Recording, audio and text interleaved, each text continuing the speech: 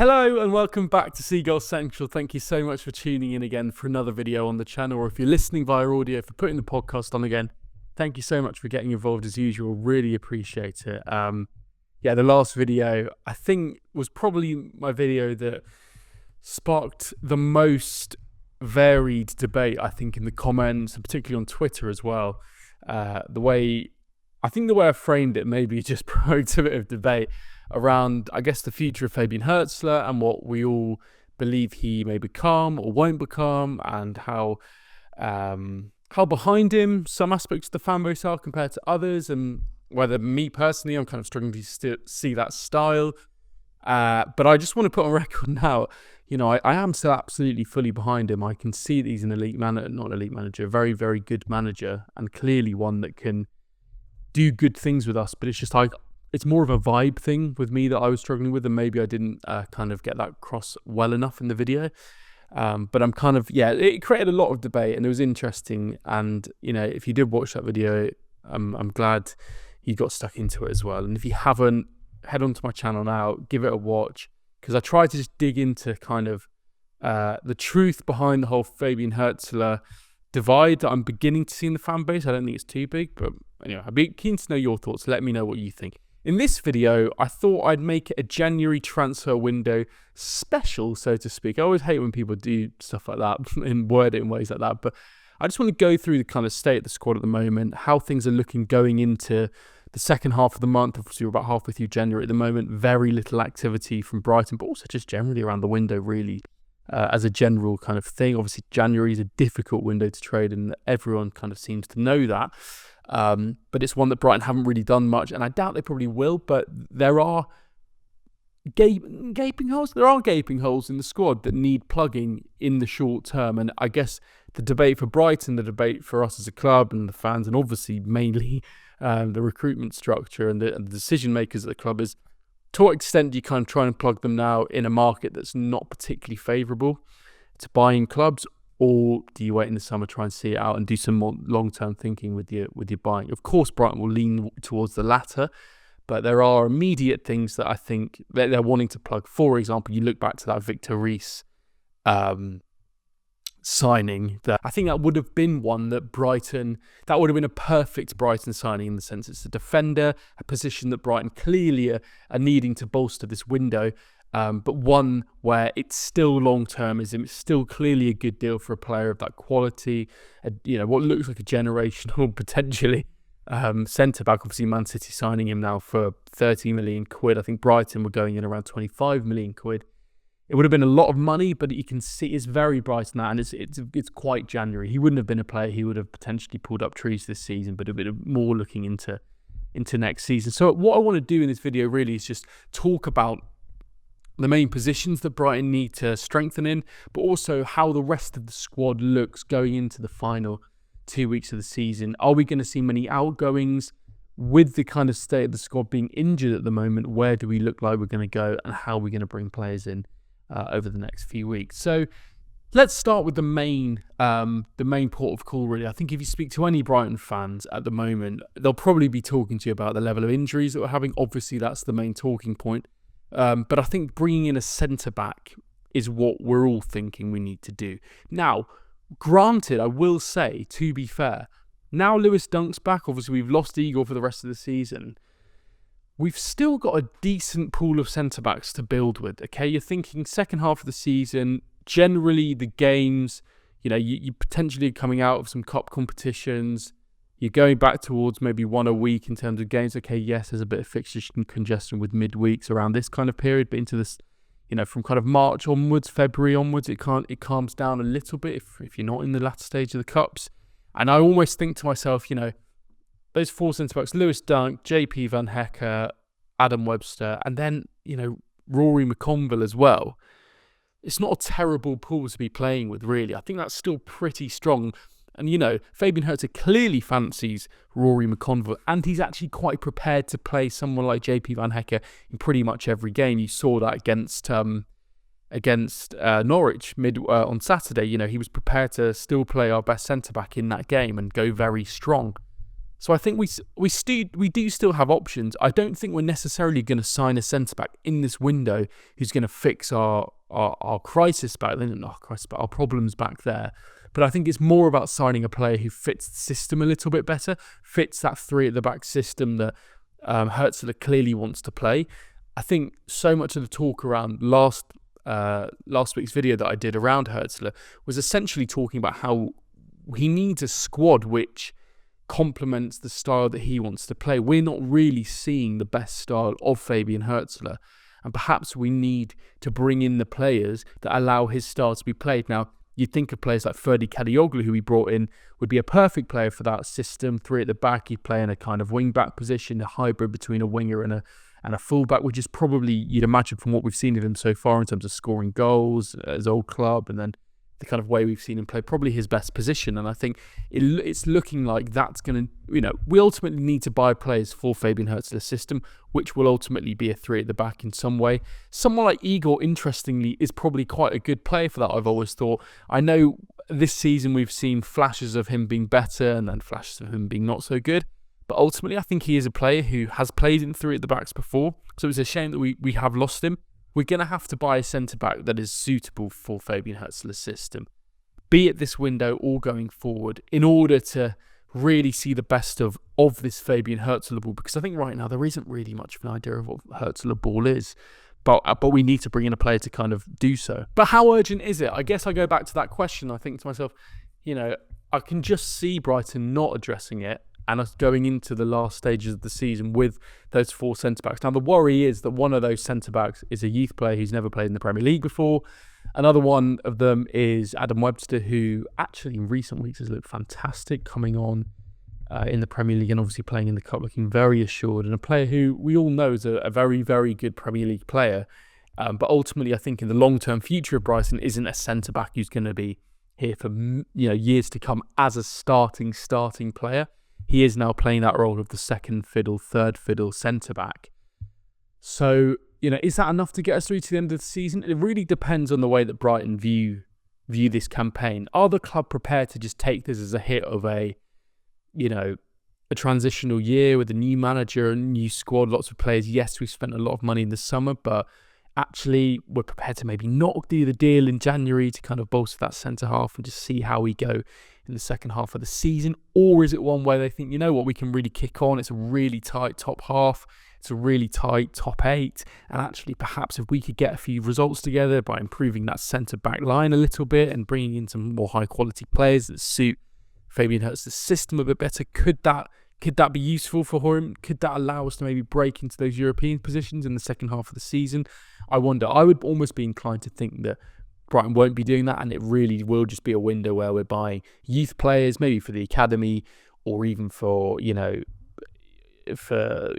kind of bed in through pre-season into the start of next season. You think back to your Caicedos, your McAllisters, it's a story as long as time, bringing in players in that transfer window in the summer where, it's been quite rare. The one I always think back to is Anthony Knockaert, and what would it have been, 2015 or something? Probably 10 years ago now, actually, wasn't it really, this window, where we brought him in halfway through the season. But it wasn't until the next season that he really kicked on and became that fantastic player that won us promotion, etc., etc. And I think in terms of bringing, ideally we want a centre-back line where it's JP Van Hecke and who?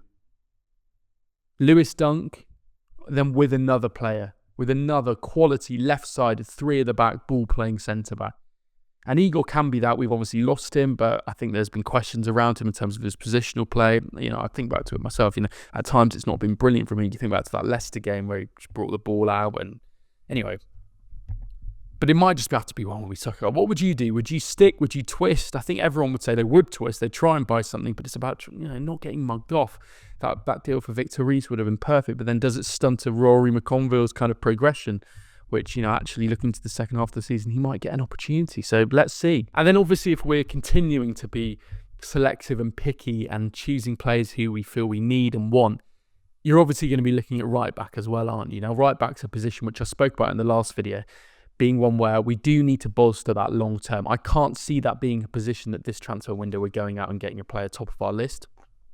Obviously, Veltman Probably our starting left back, right back, absolutely for me, the starting right back, probably one of the best signings we've ever had in the modern era, at least, and one of my favourite players. But it's that role of deputising him, which I think Brighton have struggled with in recent months, recent years, in the sense that Tariq Lamptey can be an excellent player at times, but he really does go through periods where sometimes he can be defensively suspect, but crucially injured as well. And I think it's about buying that next phase right back for when Veltman in a couple of years isn't able to be our first choice anymore. And what kind of style of right back is it? Are we going for a because Veltman traditionally is a centre back playing at right back, but is doing so well at that and actually can get involved in attacks, etc. You obviously saw him with the assist for Rutter in the FA Cup on Saturday. But what kind of style are we going for long term? Is it going to be a kind of another Tariq Lamptey style? There's links to players like Kyle Walker-Peters, a traditional right back in the modern sense. I think that would be quite an astute signing. Obviously, he, at the end of the season, I believe his contract's up with Southampton. So is that a player that we could maybe pounce on in this window and add a bit of depth in that back line? I think what it would do is it would mean that we can play players like Veltman at centre-back. We can have that flexibility a little bit more. I think any additional defensive cover would mean that whole defensive line means it's more flexible for Fabian Hurzeler and we have more players. So I wouldn't be opposed to doing that. I think that there's talk that he could come in for around £5 million this window, or is it a case of do you wait until the summer and try and nab him on a free? Is he even a player that you'd want at the club? I like the look of him. I don't know. I almost feel like I think it makes sense from a Brighton perspective because he would be a free transfer and he's come from a very, he's played in that ball-playing setup at Southampton. Obviously played in the Premier League, loads of minutes in the Premier League before. He's played for Tottenham as well in the Premier League. He's got that experience. He would be a player who could slot in seamlessly to this system. But are Brighton going to go for a more kind of up-and-coming cheap option? Not that you can really get much cheaper than £5 million. We will see. Elsewhere, let's talk about some other incomings in other areas of the pitch. Brighton have been linked to Harvey Elliott at Liverpool. Now, I'm not so sure about this. This feels to me like a typical link in the sense of an agent trying to get their player out of a club, particularly maybe when they're not getting minutes, and trying to link them with some kind of quite attractive-looking clubs, i.e. a Brighton or a Borussia Dortmund. I can imagine Harvey Elliott is a player who's on Brighton's list, absolutely young, very technically gifted, can play in that attacking position or out wide as a number 10. He can play centre mid as well. You've seen him do it. I could see him being a player that Brighton have liked in the past. I would be shocked if Brighton went and got him this window. It feels to me just like another position. Maybe they think, maybe it's kind of one of those moves where it's like, if you see a player and an opportunity comes up to buy them when the contract's low or there's a cheap value associated to them, that we can pounce on it in the moment. Whether we need them or not, let's kind of get them. And I can see why Brighton maybe would do this deal. But from a perspective of what the squad needs right now, it really doesn't make sense to me. It feels like another player who's maybe light on the ball, an attacking position. We've got so many wingers for a system that doesn't really massively kind of, use wingers necessarily if we were playing Fabian Hurzeler's desired role in terms of wing backs and stuff. But then actually, I guess, could he play in that kind of right or left cam position that maybe Fabian Hurzeler would quite like to have in his team? It's really, really interesting. Could he play in that centre mid where he moves up? It feels to me like a move we don't need to do, and I don't think we will do it. But it's interesting that we've been linked. There's been quite a lot of talk about it. He's been the only real name this window, other than Vita Reese, where Brighton have actually been associated with any sort of incoming other than kind of Diego Gomez. For me, it's a no. It's not a player I'd really want to have at the club. Not a player I'd want to bring in unless we could bring him in for super cheap. I don't see the value in it. I'm prepared to be proven wrong. I'm sure he'd be a fantastic player, but for the right here and now in this window, that move doesn't make sense to me. So let's move on, talk about some of the outgoings. I don't think ultimately Brighton are going to make any moves to kind of outgoings this window. There's been so much talk about Evan Ferguson potentially moving on, Julio and Ciso moving on, going out on loan. Looking at the way we kind of loaned out for Kunde Buonanotte earlier in the summer. For me, I just think, considering the injuries we've got, look, Brighton have got something like 9 injuries at the moment. Kadioglu, Ferguson's obviously injured, Milner's injured, Hinshelwood's injured, Weafer's injured, Igor's injured, Pedro's potentially out or maybe be coming back later this week. Rutter and Minteh provisionally injured. We've got a lot of injuries in this squad at the moment. I can't see, we've only just had Welbeck back. There's no assurances that he's not going to get injured again this season. I can't see why we would loan Evan Ferguson out. To a West Ham, absolutely not. Maybe to someone like a Leicester, I could sort of see that. But you'd have to be very sure that someone like João Pedro or Danny Welbeck would be back and would be fit for the rest of the season. Because other than that, we don't have a focal point. And obviously we're getting that focal point back now with Danny Welbeck being back. But we've really, really missed having that focal point striker. For me, it would have been perfect if we could have seen a run of games in that period where Danny Welbeck was injured for Evan Ferguson to come in and have a run of games, because that's what he's so been missing. But we've obviously not been able to do that given his injuries and given all the problems he's having. In the last year and a half with injuries, he's not been able to have that run of games. Now, I can see the benefit in terms of getting him out on loan, giving him minutes. But I don't know. I can see why he's probably getting frustrated, because he's probably thinking, even when he was fit, Danny Welbeck was still kind of playing ahead of him and he was getting bit part minutes here and there. But from a player who looked like he was really going to set the world alight, he still clearly is one of the top striking talents in the world at the moment in terms of youth players. But he hasn't been able to kick on. So, of course, on paper, a loan for him would make sense. For Brighton right now, we can't afford that, can we? We can't afford to just loan him out. Particularly to a team like West Ham, who knows under Graham Potter. Yes, they're languishing in about 14th at the moment, but they could easily challenge for a top half finish in the second half of the season. Could that be kind of detrimental to Brighton? Absolutely. So, in my opinion, as much as I think, loaning him out would make sense if we can get him abroad, we've seen with the level of injuries we have this season, it makes absolutely no sense. And another one that's been spoken about a little bit is the future of Julio Enciso. I think this is quite an interesting one to talk about.